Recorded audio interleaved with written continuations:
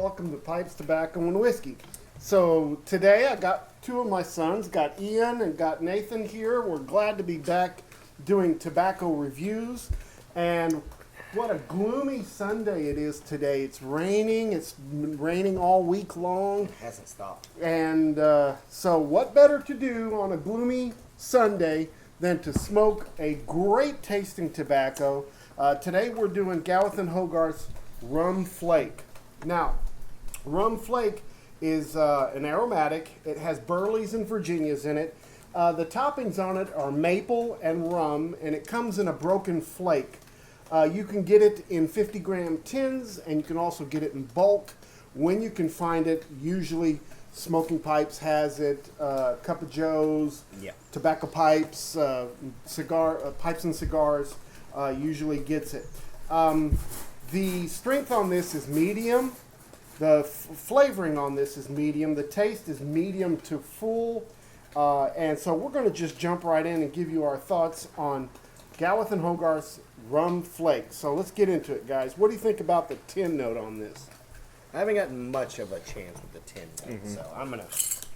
Because I got the tin note from the broken flake that we did, which, to me, it always changes it a little.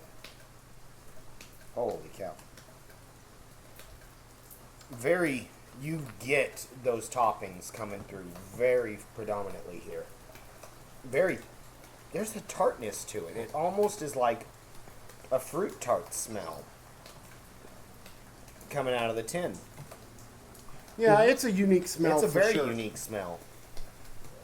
Do you know if, because I know Gawith and Hoggarth and Samuel Gawith and them, they do that rose water topping. Yeah. Do you know if this one has that or not? That rose water essence. Yeah.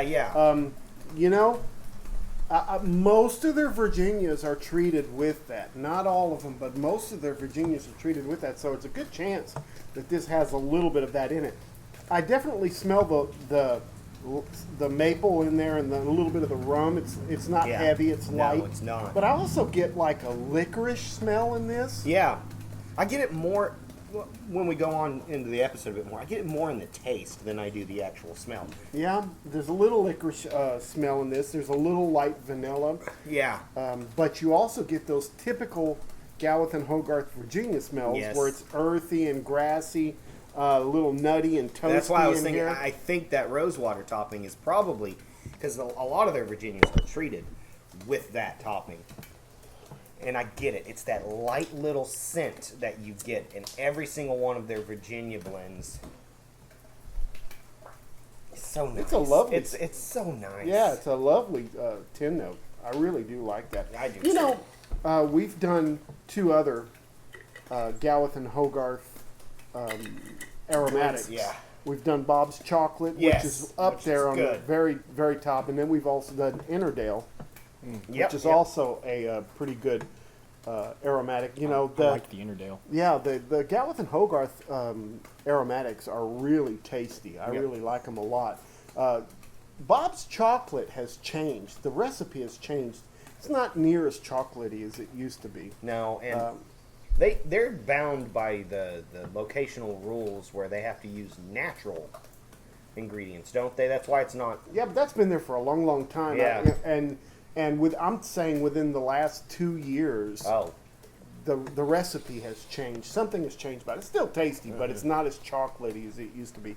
What about you, Ian? I couldn't tell because I don't smell fruits too often, I guess. But the dark fruit, maybe a plum, maybe? I'm not sure. It might have been the licorice I was smelling like you were saying. But I was getting that fruity scent off of it. I couldn't tell what it was, though. But man, maybe like a plum thing or something? Yeah. The taste is really unique. This is a really good one. Well, let's talk about the taste. What are you getting? That licorice. That's where it's coming through to me. I get that slight... You know, licorice is a little bit bitter, but you get that rum and the maple topping that they're putting on it. Give you that little sweet tanginess that you get. Man, it's really good because it's interesting because you would expect these kind of tastes coming forward from like a lot of Kia where there's that bitter smokiness, that very dark flavors, but the toppings that they add on this, or the casings rather, are really good. Well, let me tell you, don't let the name fool you. Rum Flake. Rum is not heavy in this at all. No. You know, I'm getting more maple, more sweetness from the maple than I am from the rum at all. The rum's really kind of difficult to detect for me. So you know, it makes it hard to tell because there's some of those fruity flavors that are coming through. And Yeah. same with the licorice, that it's just making it. And I think you're right. I think there is a little bit of that Lakeland essence in there It has to. because I am getting a little bit of that taste of there. Yeah. But mostly what you get from, and Gawith and Hoggarth, along with Samuel Gawith, they're Virginias. They do something special to their Virginias It's like a process for just their Virginias. that just really makes them Yeah. really flavorful, Yeah. really tastes great because you get that herbal, floral, kind of a sugar and spice kind of taste. Yeah. That anise or licorice is coming Yeah. through pretty good. I get grassiness. I get a touch of wood in here. You get citrus from the Virginias, a nuttiness from the Burley. And I'm not getting any tongue bite either, really. That's nice. No. Well, now if you smoke it hard, Yeah. You it can. will bite you. Well, I've got a rough cadence, and I'm still not getting it. The bowl's a little hot, but that's pretty usual for me. But as far as tongue bite, I'm not getting any, which is Yeah, nice. but if you smoke it nice and gentle, you're getting all the flavors and no burn at all. So yeah, it's really nice. Any other tastes that you're getting out of this? No, it's mainly the grassy and the licorice more than anything. Yeah, this is not. Don't be fooled. This is not a heavy aromatic at all. This is a predominantly tobacco-y kind of smoke with a little bit of a hint of those topping essence Yeah. in there. It's really light aromatic, but it's full Virginia Burley. Yeah. Very Virginia Burley heavy. Yeah. It's really And- matching with the rain well for me too. It feels right to have something like this in the rain. Yeah, it's kind of a heavy. I was about to smoke. say it's a little heavier than what you would expect. Yeah. For it being, well, I mean, the Burley in there is what probably makes it heavy, but for being a Virginia-based, I would assume it's a Virginia-based blend, considering there's only 2 ingredients. Yeah. It's really kind of a thicker, heavier feel of a smoke, but it's got that light, the very light tastes that just make it seem different. I think it's interesting. Yeah. It's super interesting to me. Yeah, I like it. All right, I let's do go on. too. Let's go on to the room note. What do you think about the room note? Very pleasant to me. I would even say, I mean, I can see where some people would say it's tolerable, but I think this is a very pleasant room note. The room note's not near as heavy as the flavor is. No. The room note is much lighter.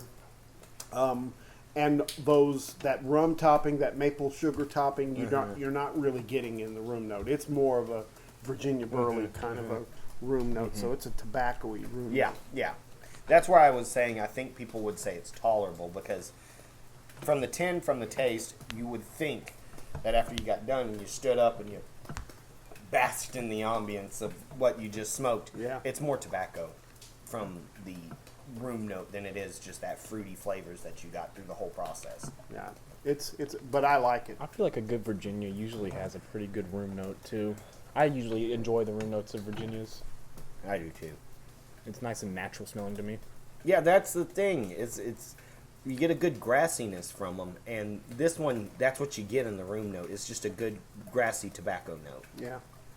All right, let's talk about the moisture level. It comes Yeah. pretty moist. Yeah, it took a while for me to get this one started. And in this kind of weather, it's difficult for it to dry out. I let it sit for a good 20 minutes. Yeah, and just the humidity that's in the air right now makes it hard for it to even dry out. I mean, still, we have some broken apart, and they still feel. Yeah, and I actually ground, whatever the English is, with this spice grinder, and it really kind of gets a nice, really almost like a shag cut breaks it up, so it should dry out pretty well if the conditions allow it to. So I wonder what it would taste like maybe later on in the summer when it's getting a little when it's drier. dry outside and you're actually trying to dry the tobacco for about 30 minutes, see what it would be like. I almost don't want to, and maybe it's because we broke it apart to where it is a shad cut that I'm going through it so much faster than normal. Yeah. But if it was dry, since it's a Virginia heavy blend, Virginias, when they get a little dry, burn really, really quick. Yeah. And so I almost want to be able to keep it a little moist just to enjoy it, but I'm starting to get to that point where I know I'm going to have dottle at the bottom, and I'm worried and about it. if you're going to, in flake form, if you're going to fold and stuff, it's got to be a little bit moist so the tobacco just doesn't crumble apart on you, Yeah. So I'm sure that plays into it. We did not fold and stuff this. We kind of ground it out a little bit, and then that would be my one negative to this blend, though, is that it comes in a broken flake. Yeah, it's not really a flake. It's considered a flake. It's labeled a flake. It's advertised as a flake tobacco. But it's not those clear flake ribbons that you typically see when they come in flakes. Those things come in square tins because you could just pull an entire flake out, fold it, stuff, smoke. Yeah. All good. This one doesn't come like that, so it almost leads me to think that I have to break it apart because I can't really smoke it like a fold and stuff flake. Oh, you mean you could try, but yeah, it would be a little more difficult to prepare. You would have some parts heat unevenly in the bowl, and it just wouldn't go all the way down flat. It would just... When it's solid flake, when they're really good strips of flake, I'll fold and stuff. When it's broken flake like this, I usually rub it out or grind it out. That's me. I've tried to smoke them like this before because GLP's has a couple blends that do this as well, just to stuff them in a flake form, and just the maintenance of actually smoking it like that would have been easier for me to just break it apart and stuff it as a ribbon or a broken flake. What do you guys think about the nicotine content on this? I'm honestly not getting too much. At first, it was moderate at best for me. It's getting a little bit deeper into the bowl, and I'm feeling a little bit more, but I haven't eaten, so I usually don't eat breakfast pretty often, so that's probably causing it, but it's moderate to medium, maybe. I would say that this is, for right now, I think you're right. I'm about I with think you. as you smoke it more, it gets more to the medium mark. Yeah. But starting off, it's nice, moderate kind of, But as everything, the fluids and the flavors begin to intensify and compact, that the nicotine also kind of does the same thing as well. A lot like the flavors, how they get more complex going down, the nicotine will get a little bit more too. Yeah. Yeah, it's definitely, to me, I'm in agreement with you guys. It goes from a moderate to a medium level of nicotine hit, and it's quite possibly because of the Burleys that are in there that are making it a little stronger. Couple of comments about this particular blend. Gawith and Hoggarth calls this their Christmas cake of their tobacco lineup. It's kind of a sugar and spice kind of thing, in the European Union, this is called Jamaican flake because of regulations, European regulations. You can't call a tobacco rum flake or orange something or other. You can't call it by a fruit or something that would promote youngsters to try it. Yes. So they call this Jamaican flake in the EU. I can see why. It has a lot of those Jamaican flavor spices in it. And it's quite possibly because, like you said, the anise from the licorice, rum topping, things like that. All very Caribbean flavors. Over 40% of this tobacco is sweet sun cured. 30% of it are Virginias, and the rest is Burley and dark air cured. So it is predominantly a Virginia blend. It's got it's cased in maple sugars. I don't get any bite from this or harshness. There's hardly any rough edges on this one. In flake form, it burns slowly, and when it's chopped up like what we've got it burns a little bit faster. Yeah. It's mostly cool and clean. There's a semi-sweet kind of flavor topping coming, from this, but it's consistent from top to bottom. Yes. needs relights Yes, it does. because of the moisture Yeah. content. It does leave some moisture in the bowl, and there's a light lingering aftertaste. It doesn't last for a long time. I don't think this is an all-day smoke. It's a little heavy for that. That's my thing. It's just a little heavy for Yeah. it to be an all-day smoke. And it can ghost a briar. Yes. So you have to be careful in what you smoke it in. Well, like we said, this comes in 50 gram tins, and it also comes in bulk. I got this from Smoking Pipes, and it comes to about, in tin form, because this is tin form right here. Yeah. In tin form, it comes to about $5.94 an ounce. About average. About average, yeah. All right. What, you guys got any other thoughts about this one? One thing I really like about this one is with how heavy it is, I'm not getting much tongue coating or ghosting on my tongue, so I can continuously kind of taste it throughout the whole thing. Yeah. That's something I really like about it. I'm surprised about with how heavy it is. Yeah. I'm enjoying that so far. So Yeah, this one's pretty It's solid. a pretty solid blend. Pretty solid blend. Really good. Yeah. It's not my favorite aromatic in No. the Gawith and Hoggarth lineup, but it's definitely a solid tobacco. Yeah, I think so too. This is a very decent aromatic that they've put out, and I am enjoying those Caribbean flavors and things like that. It's just the flake is what gets me. Yeah. I wish it was more solid. All right. So what are you going to give it? Me? The flavors are so well melded together. I want to give it a 3.5. The only thing that's up, I think it would have been a much better smoke if it was a more solid flake. That's it. That's the only thing I can think of that I could think would push it to a 4. What about you? I'm right there with you. I was thinking it was good.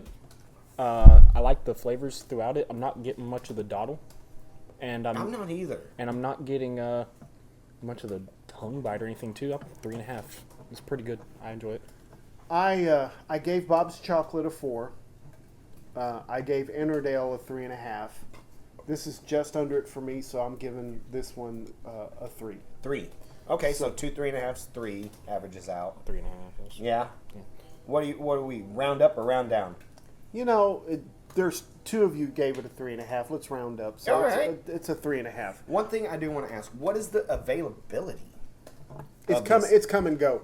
Now I can tell you that since Laudisi Enterprises is now the American distributor for Gawith and Hoggarth stuff, I'm going to say that it's going to become more readily available.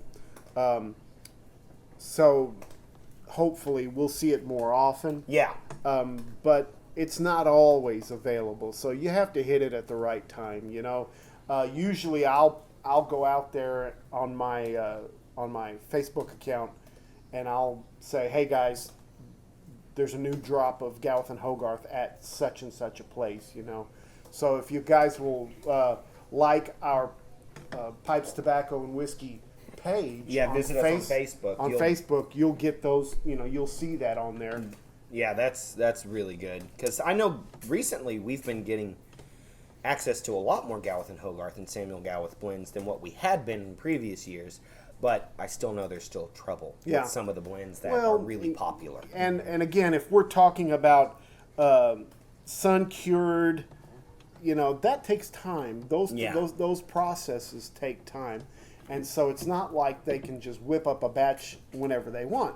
They've got to make sure they get the right tobaccos, that it's aged properly, you know. And treated the way they normally treat and everything. so that all takes time. And they have other blends that use that same tobacco, that same Virginia leaf or that same Burley leaf, and they're going to distribute that as far as how well a certain blend sells. Oh, okay. So you know that all of that is taken into account as to how available these things are. So anyway, all right. Well, Gawith and Hoggarth rum flake we give 3.5. Okay. Very good. Yeah, it was a solid. So I think this would be a good summer smoke. This is a good, I think that's what I was going to get at. I think this is a better summer smoke than it would be a winter smoke, even though it is also known as Christmas cake. Yeah. Yeah, I think it would ring way better in I think Ian hit it on the head. Climates like this, where there's a little bit of moisture in the air, there's some humidity and some rain, match it to the sea, basically. And you know, as far as I go, when I smoke in the summertime, I always like to have a little bit of a change. You know, so I'm looking for that light aromatic, that Yes, you know, something, and there isn't more than a set of companies that does an aromatic more beautifully than I think things like Gawith and Hoggarth, some of those European Union countries that make those tobaccos, because those aromatics are just pure. Yeah, I've pretty much been sold on the British and the German Aromatics. Yeah, me too. Those are the ones that I enjoy the most. You know, other people have other palates. Yep. So, Yep. I all couldn't right. agree more. Well, thanks guys for coming. Yeah. You guys have any last words you want to share? Just continue to like, comment, and subscribe. I believe we just pushed past 1,800 subscribers, so we're getting up to that 2,000 mark, which I don't know. I know we did something special on the 1,000 mark. We might be able to do something. We need to talk about it. We haven't done anything yet. Yeah. Yeah. But We can talk about it and see, absolutely. see if they want to do something. Cool. What are you smoking? What pipe are you smoking? Me, I am smoking this out of a just a Missouri Mission corncob pipe, but this one was commissioned to be slightly different by a Facebook group that I'm a part of. That Leaps. low-end affordable piping. Yeah. Cool. All right.